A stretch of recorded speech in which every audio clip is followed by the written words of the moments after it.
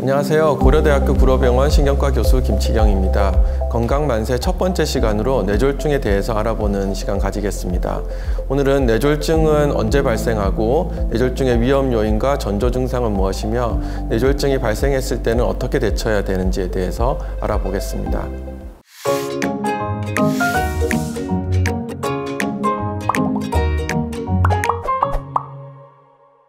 겨울철에 뇌졸중 발생률이 높은 게 사실인가요? 그렇다면 왜 그런가요?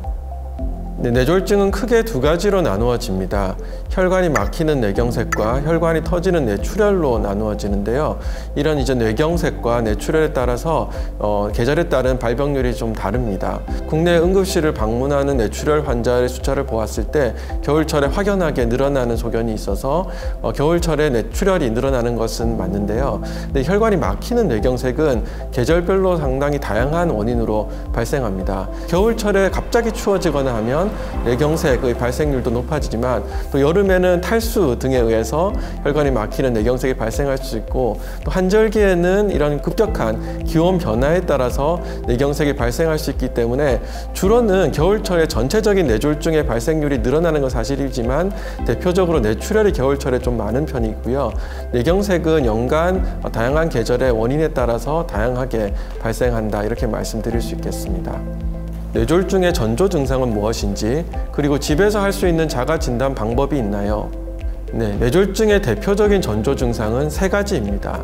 얼굴 마비, 팔다리 마비, 언어장애, 이렇게 세 가지 증상이 가장 대표적인 증상입니다. 증상이 나타났다가 지속되는 경우도 있지만 갑자기 나타났다가 증상이 없어지는 경우도 있습니다. 그렇지만 갑자기 한쪽으로 방금 말씀드렸던 3대 증상이 나타난다면 없어지더라도 꼭 병원을 방문해야 된다라고 말씀을 드리거든요. 3대 증상 이외에도 뇌경색이나 뇌출혈 같은 뇌졸중의 증상은 다양한데요. 다른 증상을 말씀드리자면 갑자기 세상의 반쪽이 안 보이고 캄캄해진다, 이런 시야장애도 있고요. 하나의 물체가 두 개로 보인다는 복시와 같은 증상도 있고요. 또한 어지럼증과 두통도 대표적인 증상입니다. 또 한 가지 중요한 증상이 매우 큰 뇌졸중 같은 경우는 의식이 떨어지면서 계속 잠을 자려고 하는 것 같다, 환자가 깨지 않는다, 이렇게 이야기하는 경우도 있기 때문에 의식이 떨어지는 것도 뇌졸중의 주요한 증상이라 할 수 있습니다. 뇌졸중 골든타임은 어느 정도의 시간인가요? 4시간 30분 혹은 6시간 이내에는 적어도 병원을 방문하셔야 충분한 치료를 받을 수 있다고 말씀을 드리는데요. 왜냐하면 병원을 방문한 이후에 혈관을 뚫어주거나 혈관이 터졌을 때 출혈을 막는 치료들이 바로 이루어질 수는 없습니다. 통상적으로 혈관이 막히는 뇌경색 같은 경우는 적어도 6시간 이내에는 혈관이 뚫려야 하기 때문에 보통 병원에 방문하는 시간이 4시간 전후는 되어야지 우리가 충분한 효과를 기대할 수 있고요. 보통 골든타임을 4시간 30분 혹은 6시간 말씀은 드리지만 10분이라도 더 빨리 응급실을 방문하셔서 치료가 이루어지기를 추천드리기 때문에 증상이 발견되면 주저하지 마시고 바로 병원을 방문하시기를 추천드립니다.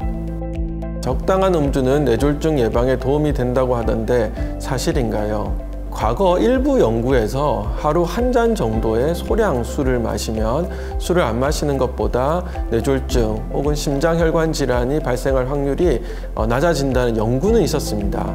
그렇지만 그 이후의 연구들이 항상 동일한 결과가 나오진 않았고요. 보통 음주를 하게 되면 습관적으로 하게 된다든지 과음, 폭음을 할 확률이 올라가기 때문에 하루 1잔의 술을 마셔도 된다라고 말씀을 드릴 수는 없고요. 혈관이 터지는 뇌출혈 같은 경우는 술이 굉장히 위험합니다. 실제로 술의 양 그리고 술을 마시는 횟수 등과 비례해서 뇌출혈의 발생률이 올라가기 때문에 일단 뇌출혈과 관련해서는 술을 절주 혹은 금주해야 한다고 말씀드리고 있고요.